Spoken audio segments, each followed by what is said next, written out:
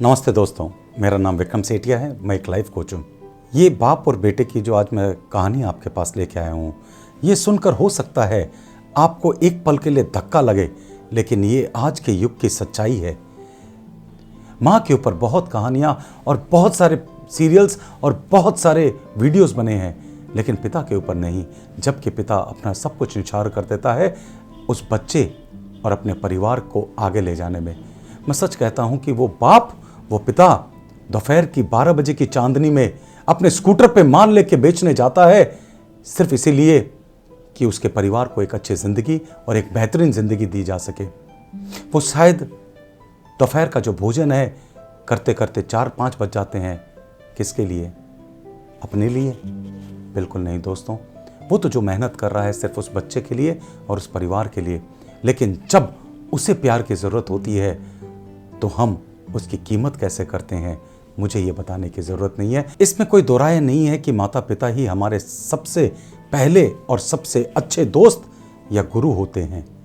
ज़िंदगी में आगे बढ़ने की असल सीख हमें उन्हीं से मिलती है।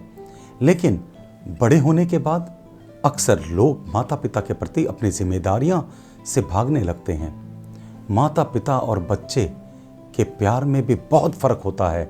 ऐसा ही स्टोरी को सुनकर आपको अपने आगे की ज़िंदगी के लिए बहुत ही अच्छी शिक्षा मिलने वाली है।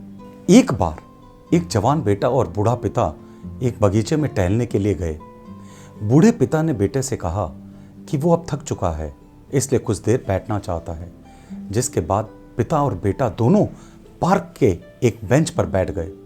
तभी पिता की नज़र सामने एक पेड़ पर गई। वहां उन्होंने देखा कि एक पक्षी पेड़ की टहनी पर बैठी है। थोड़ी देर तक उस पक्षी को देखते रहने के बाद पिता ने अपने बेटे से पूछा कि बेटा, वो क्या है? बेटे ने पिता के प्रश्न का तुरंत उत्तर देते हुए कहा, वो एक चिड़िया है। महज चंद मिनटों के बाद पिता ने फिर अपने बेटे से पूछा कि वो क्या है, जिसके बाद बेटे ने थोड़े ऊंची आवाज में पिता से बोला कि मैं आपको पहले भी बता चुका हूं कि वो एक चिड़िया है। थोड़ी देर बाद बूढ़े बाप ने फिर से अपने उसी प्रश्न को दोहराया और पेड़ की टहनी पर बैठे पक्षी को दिखाकर पूछा कि वो क्या है। अब बेटे को गुस्सा आ गया। वो चिल्लाते हुए अपने पिता से कहने लगा कि पापा, क्या आपको कुछ समझ में नहीं आ रहा है या आपको कुछ सुनाई नहीं दे रहा है? मैंने आपको कितनी बार बताया है कि वो चिड़िया है, फिर भी आप इतनी बार पूछे जा रहे हैं। आखिर आपको ये जानकर करना क्या है?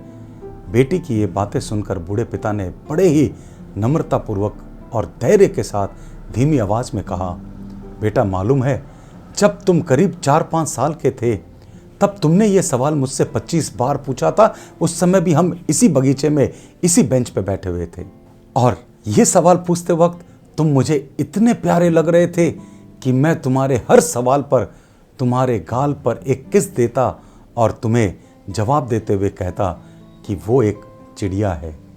लेकिन तुम तो मेरे केवल 3 बार पूछने पर ही इतना ज़्यादा गुस्सा कर रहे हो। फ़र्क इतना है दोस्तों, एक बेटे के प्यार में और पिता के प्यार में। दोस्तों, ये तो सिर्फ एक कहानी थी, लेकिन वास्तव में कई लोग अपने माता पिता के बूढ़े हो जाने पर उनके साथ अच्छा व्यवहार नहीं करते। उनकी छोटी छोटी गलतियों पर उन पर चिल्लाते हैं, गुस्सा होते हैं। इस कहानी से हमें ये सीख मिलती है कि जब भी हमारे माता पिता हम पर निर्भर हो, तब हमें उनके प्रति अपनी जिम्मेदारी अच्छे से निभानी चाहिए, अपना काम सही तरीके से करना चाहिए। उन्हें हमेशा हमारे प्यार की आस होती है, इसलिए उन्हें नाराज करने के बजाय उन्हें खुश रखने की कोशिश करनी चाहिए, क्योंकि माता पिता की अच्छी देखभाल ही हमारी असली जिम्मेदारी है और हमें अपनी जिम्मेदारी से कभी भागना नहीं चाहिए। दोस्तों, कितनी विचित्र बात है कि एक ही सवाल बाप ने 25 बार दिल से जवाब दिया और बेटा 3 बार में अपने दिमाग से थक गया और उसे झुंझला के जवाब देने लगा। मैं यहाँ पे सिर्फ इतना दर्शाना चाहता हूँ कि जो प्यार पिता का है, बेटा उसी तरह से क्यों नहीं उसे वापस प्यार दे पाता। अगर आपको मेरी बात समझ में आ गई है तो आगे से कम आप सतर्क हो जाइए।